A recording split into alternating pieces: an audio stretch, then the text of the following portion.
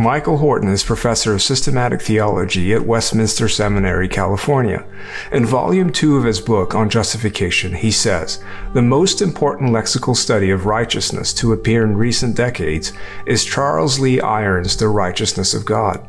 Horton quotes Irons heavily to support the traditional Reformation view that justification is a judicial declaration, a status gifted to the believer. Now, this 570-page dissertation is indeed the essential modern defense of the Protestant doctrine of justification.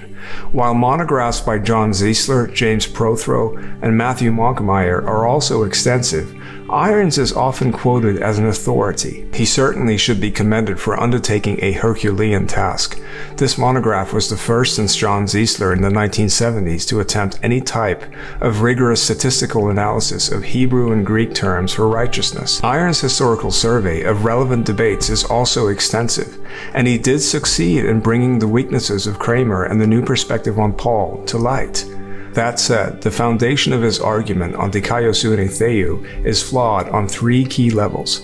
First, his lexical semantics model is outdated and maladapted to the study of an abstract term like righteousness.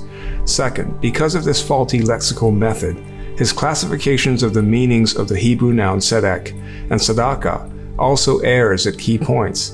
Third, this combination results in a flawed evaluation of the righteousness of God in the New Testament.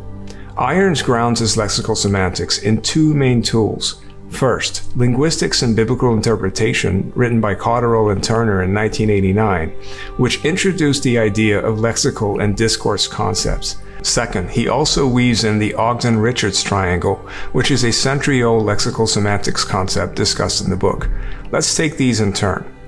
Irons quotes C&T's example of a speaker talking about a bicycle, referred to as the bike. This bicycle is old, red, and owned by Uncle George. These three features belong to the bike as a discourse concept, but the lexical or dictionary concept of the word doesn't contain those elements. Instead, what defines a bike in the lexical sense is a generally established set of features. A bicycle is a vehicle composed of two wheels, held in a frame, propelled by pedals, and steered with handlebars. No more, no less. So a distinction exists between the lexical concept of a word or phrase and the discourse concept or speech concept. Irons repeats James Barr's warning not to import discourse concepts such as the color, age, and ownership of the bike into its lexical concept. That would be the fallacy of totality transfer, where contextual details are mistakenly transferred into the lexical sense of the word. Fair enough for this particular example. The Ogden-Richards triangle theory is similar.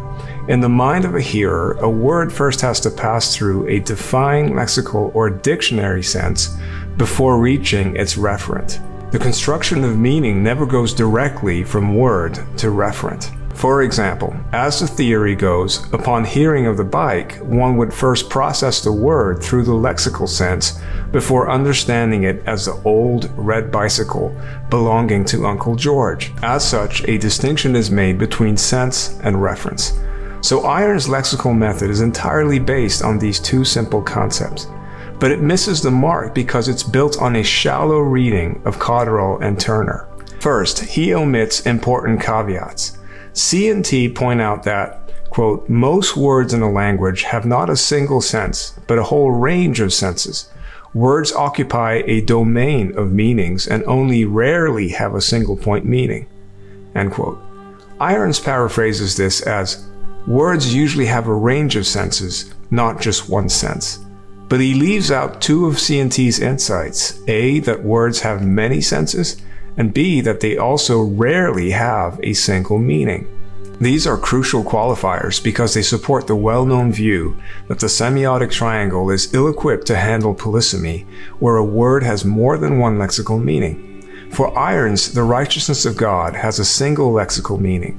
It is, quote, a judicial vindication, an act of justification in which the sinner receives a gift of righteousness that arises not from himself but from God.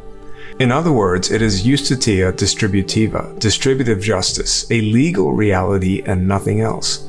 But contra Irons, C&T admit that most words are polysemic. Moises Silva also avers that since most words do not directly refer to things, they must be studied according to the structural approach. By Iron's own analysis, he finds that righteousness, represented by the Hebrew words tzedeq and tsadaqah, has an ethical sense 41% of the time and a forensic sense 46% of the time. So given this polysemy, it's odd that he doesn't critically question his simplistic sense and reference paradigm. Second, C&T also realize it's not always easy to separate lexical meanings from mere usages and information from the context. Listen to their admission. Concept-oriented approaches to sense have their problems, chief amongst which is that of deciding which components of the variety of discourse concepts are properly part of the lexical concept or sense of an expression. They also let on a lot more than Irons does when they say, not all contextual senses, i.e. discourse concepts, are actually lexical meanings. This implies, therefore, that some contextual meanings are lexical meanings, contra Irons' view, where the two never meet. Which leads us to a third point by Cotterell and Turner. Their definition of lexical meaning requires that the sense be established in the public domain. Now, it's one thing to categorize a bike, but what does one do when there's no agreement on the established sense, as is the case with the righteousness of God? I surveyed 40 scholars ranging from Augustine to our day, and consensus on its lexical meaning is elusive. Part of the reason for this is what C&T themselves openly acknowledge. It is often not easy objectively to define our concepts, nor is it easy to decide how much of the concept in question is actually part of the established sense of the word. So this distinction between lexical versus discourse concepts is practically challenged from the get-go. We need a better method. Fourth, C&T point out that the concept-oriented approaches to word sense, such as the traditional lexical sense used by Irons, work best when applied to concrete nouns like carrot, pencil, table, and we could also add bicycle. But they suggest a different approach for abstract words like justice. C&T aver that field-oriented analysis is a better option for these words. That should make sense intuitively, right? We understand words in relation to other words. In stark contrast, the semiotic triangle leaves this important reality out. That's why an entire field of cognitive linguistics has emerged in the last 50 years with a focus on structural analysis and more developed models such as prototype theory or frame semantics. In this respect, C&T's quote of Professor John Lyons, who wrote the textbook on lexical semantics, is quite telling. People often think of the meanings of words as if each of them had an independent and separate existence. But no word can be fully understood independently of other words that are related to it and delimit its sense. Looked at from a semantic point of view, the lexical structure of a language is best regarded as a large and intricate network of sense relations. It is like a huge, multidimensional spider's web in which each strand is one such relation and each knot in the word is a different lexeme.